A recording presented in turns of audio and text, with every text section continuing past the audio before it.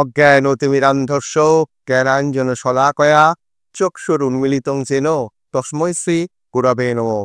প্রথমেই পরমারাধ্য এবং পরম কৃপাময় ছিল ভক্তিস্বরূপ সন্ন্যাসী গোস্বামী পুরু মহারাজের আকুল চরণে ভক্তিপূর্ণ দণ্ডবৎ প্রণাম জানিয়ে আজ আপনাদের সামনে আনতে চলেছি যে মূর্তির মধ্যে কি সত্যি ভগবান থাকে, নাকি আমরা একটা পাথরের টুকরোকে ভক্তি দেখিয়ে শুধুই লোক দেখানো ভক্তি করছি। এই প্রশ্নটা শুধু আজকের নয়, যুগ যুগ ধরে বহু মানুষ করে এসেছে। কেউ বলে এটা অন্ধবিশ্বাস, আবার কেউ বলছে এটাই আসল ভক্তির পথ। কিন্তু আদতে সত্যটা কি? চলুন আজ আমরা একটু বুঝে নেওয়ার চেষ্টা করি। অর্চা মূর্তি মানে কি, কেন এটা ভক্তির একটা প্রথম ধাপ, আর কেনই বা শুধুমাত্র বাহ্যিক পুজো করলেই সব হয়ে যাবে না? কেন শুরু এই মূর্তি পুজোয়? কারণ ভক্তির প্রবেশদ্বার হলো মূর্তি পূজায়। ভক্তির জগতে প্রবেশ করতে গেলে দরকার হয় একটা প্রবেশদ্বারে, আর সেই প্রধান দ্বার হলো অর্চা মূর্তির পুজো, অর্থাৎ ভগবানের মূর্তির সামনে উপাসনা। কিন্তু কেন? কারণ সাধারণ জীবের পক্ষে শুরুতেই এক নিরাকার সর্বব্যাপী ভগবানকে উপলব্ধি করা তো অসম্ভব। যেমন একটা শিশুকে অ আ ক খ শিখিয়ে তারপর তাকে বাক্য পঠন যেমন শেখানো হয়, তেমনি মূর্তি পুজো হলো ভক্তির বর্ণমালা। কিন্তু সমস্যা হয় যখন এই পূজার মধ্যে দিয়ে চিন্ময় বুদ্ধি অর্থাৎ আধ্যাত্মিকতাকে উপলব্ধি থাকে না, তখন সেটার পুজো থাকে না। এটা হয়ে যায় একটা রিচুয়ালস বা আজকের দিনে একটা লোক দেখানো অন্তা মাত্র। আর এটাই হলো মূল পার্থক্য ভক্তি আর লোকাচারের। সেটা লোকাচার কেন বলছি? কারণ এর ভেতরে ভক্তির লেশ মাত্র থাকবে না। আর কিভাবে এই মূর্তি পুজোটা লোকাচার হয়ে ওঠে? অনেক সময় আমরা দেখি যে লোকজন নিয়ম করে মন্দিরে যাচ্ছে, ধূপ চালাচ্ছে, ঘন্টা বাজাচ্ছে, কিন্তু ভেতরে তার কোনো অনুভব নেই বা কোনো অনুভূতি নেই।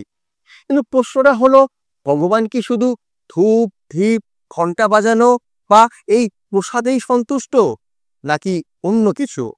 না, শাস্ত্র বলে ভগবান হৃদয় থেকে আসা ভক্তি তাকে চান, আর সেই ভক্তি আসতে হলে দরকার হয় শুদ্ধ চিন্ময় বুদ্ধি।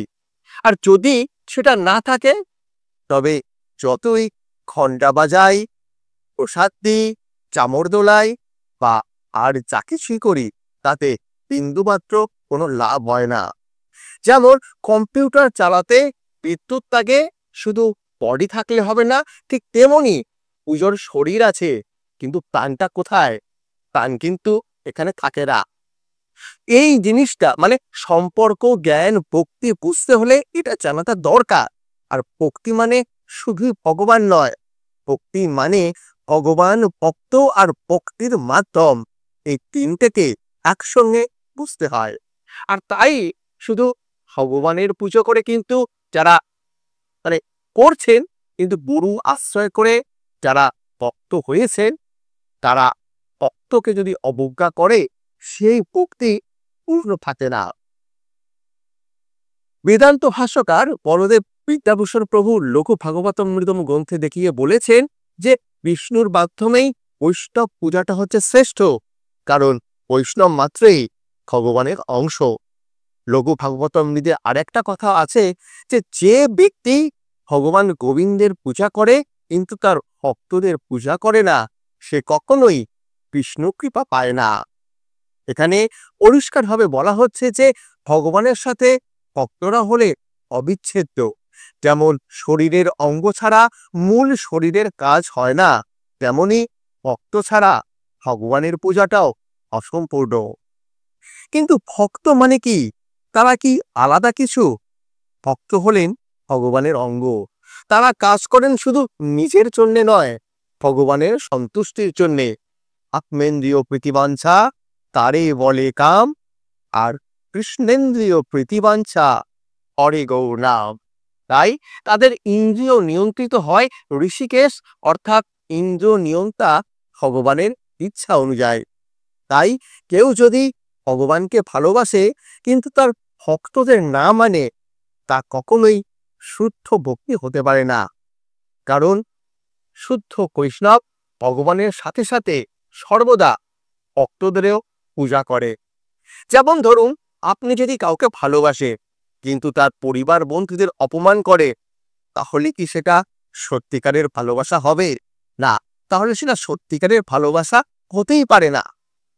অহংকার বরং নম্রতা, সেটা হচ্ছে ভক্তি আসল পরিচয়। সেটা কিভাবে? আজকাল অনেকেই বলেন আমি ভগবানের অনেক ভক্ত, অনেক বড় ভক্ত, কিন্তু তার ভেতরে যদি নম্রতা না থাকে, বিনয় না থাকে, আর ভগবান নিরাকার দূরে কোথাও থাকা যদি একটা শক্তি মনে করে, তার ভক্তদের যদি অপমান করে, তাহলে সেটাও কখনোই ভক্তি হতে পারে না। থাকে শুধুমাত্র দাম্ভিকতা। তাই সত্যিকারের ভক্তি আসে কখন? যখন মানুষের মনের ভেতরের অহংকারটা চলে যায়। এই জন্যেই পূর্ববর্তী মহান ভক্তগণ চৈতন্য মহাপ্রভু থেকে রামানুজাচার্য পর্যন্ত সকলেই নম্রতা, বিনয় এবং ভক্ত সেবাকেই শ্রেষ্ঠ বলেছে। তাই ভক্তি মানে শুধু পূজা নয়, চাই আত্মিক উপলব্ধিও। অর্চামুক্তি পূজা একটা মাধ্যম, এটা শুধু শুরু, কিন্তু তার সাথে যুক্ত থাকতে পারে ভক্তির জ্ঞান, সম্বন্ধ জ্ঞান গুরুদেবের সাথে, অর্চামূর্তির সাথে এবং ভক্তের ভক্তির সাথে। তাই ভক্তদের সেবা এটা সর্বোপরি একটা আত্মিক উপলব্ধি মাত্র। তাই যদি আপনি সত্যিকারের ভক্ত হতে চান, তাহলে অর্চাবতারের পূজা তো পড়ছেনই, তার সাথে ভক্ত পূজাটাও অত্যন্তভাবে জরুরি এবং প্রয়োজন। তাই যদি সত্যিকারের ভক্ত হতে চান, তাহলে শুধু ঘন্টা বাজানোর নয়, নিচের হৃদয়টা খোলা দরকার। কারণ ভগবান মূর্তিতে নয়, অবস্থান করেন সেই হৃদয়ে যেখানে ভক্তি আছে কিন্তু অহংকার নেই। তাই এই ভিডিও যদি আপনার চিন্তাকে একটু হলেও গভীর করে থাকে, তাহলে অবশ্যই একটা লাইক দিন, আর সাবস্ক্রাইব করে, শেয়ার করে এবং বন্ধুদের সাথে সবাইকে দেখার সুযোগ করে দিন। আর বলুন সেই সমস্ত বন্ধুদের যারা শুধু মন্দিরে যায় কিন্তু বোঝে না তারা কেন যায়। কমেন্টে লিখুন আপনার মতে সত্যিকারের ভক্তি কাকে বলে। চ্যানেলটি সাবস্ক্রাইব করতে ভুলবেন না, কারণ এই রকম অনেক গভীর এবং আত্মিক উপলব্ধি এবং প্রভুপাদের কথা নিয়ে আমি আবারও ফিরছি আপনাদের সামনে। পাঞ্ছা গল্প তরুপস্য পিপা সিন্ধু গৈবস কথিতানান পাপনেভ্যো কৃষ্ণবেক্ষ নব নব। জয় আকর মহারাজ, মায়াপুর শ্রী চৈতন্য মঠের জয় এবং ত্বক শাখা সমূহ সমস্ত গৌরীয় মঠের জয়। হরে কৃষ্ণ।